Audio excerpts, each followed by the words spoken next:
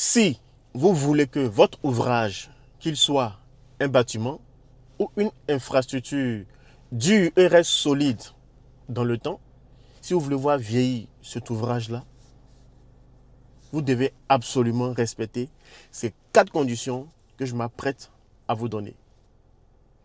Bienvenue sur notre page Evra Akwasi, votre ingénieur en génie civil et hydraulique, promoteur de l'entreprise Génie H-Pro avec la santé toujours surdimensionnée. J'espère que cette vidéo vous trouvera en parfaite santé. Pour garantir la longévité d'un ouvrage, un bâtiment ou une infrastructure, il doit être en un très bien conçu. Dès que vous avez l'idée de construire ou de concevoir un projet, faites appel à un architecte pour la conception architecturale. Il va vous aider à concevoir un projet, votre plan, selon votre environnement, selon votre mode de vie également. Il va même vous orienter vers le type de matériaux qui correspond à l'environnement en fait, où se trouvera votre projet. Il va vous orienter. Donc à la fin, vous aurez un bâtiment fonctionnel. Il y a des bâtiments où tu rentres à Abidjan ici, en pleine journée, tu es obligé d'allumer la lumière. Ou même, à cause du fait que le bâtiment soit renfermé, ça crée de la moisissure de partout. Et ça finit par vous rendre malade. À la fin, le bâtiment n'est pas écologique, n'est pas économique également aussi. Donc, vous devez associer un architecte d'abord pour la conception architecturale. Après, maintenant, pour faire tenir l'ouvrage, l'ingénieur maintenant doit intervenir pour sortir la structure du bâtiment. Lorsque tu fais appel à un ingénieur pour ton projet, automatiquement, il te dira qu'il faut un laboratoire géotechnique pour l'étude de sol. Il te dira aussi, pendant la construction, il faut les associer en fait pour la qualité des matériaux. Il te dira également pour l'état des lieux, pour l'implantation, il faut faire appel à tel expert, à un topographe en fait. Donc l'ingénieur te donnera toutes ces informations en fait qu'il faut également. En gros, il faut associer des professionnels en phase de conception de ton projet. En deux, votre ouvrage doit être très bien construit. Très bien construit. Vous devez, avec tous ces dossiers qui viennent de la conception, les plans d'architecture, les plans de structure, les cahiers des charges, aller maintenant vers notre bureau de construction, ou bien si vous voulez, vers les professionnels pour construire votre ouvrage. Si vous voulez pousser plus loin, associez-moi à ce projet-là un bureau de contrôle qui va veiller à ce que les plans conçus soient respectés. Qui parle de bureau de contrôle, parle de présence obligatoire d'un laboratoire géotechnique et de matériaux pour veiller à ce que le dosage soit respecté, pour veiller à ce que les matériaux soient respectés, pour veiller à ce qu'en fait tout ce qui est autour des matériaux en fait soit respecté.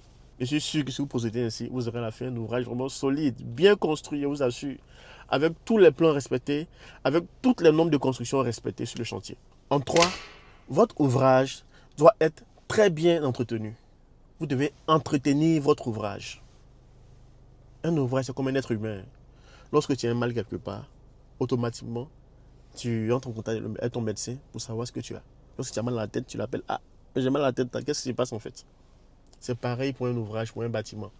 Si vous constatez la naissance des moisissures au faux plafond, au bas des murs, appelez un professionnel pour qu'il vienne voir ce qui se passe exactement.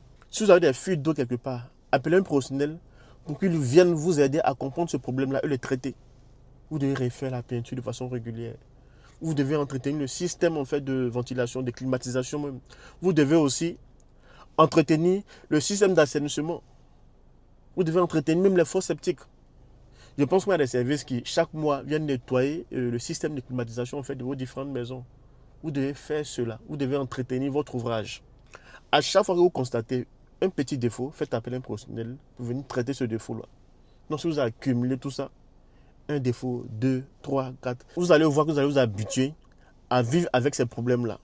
Et ça deviendra une seconde nature pour vous. Donc, dès que vous avez un problème, il faut le traiter. En 4, votre ouvrage doit être très bien exploité. Vous devez bien exploiter votre ouvrage. Très souvent, quand on construit le bâtiment, on dit bâtiment à usage d'habitation, mais après, ça devient un lieu de culte. Après, ça devient un magasin. Après, ça devient un centre commercial, en fait.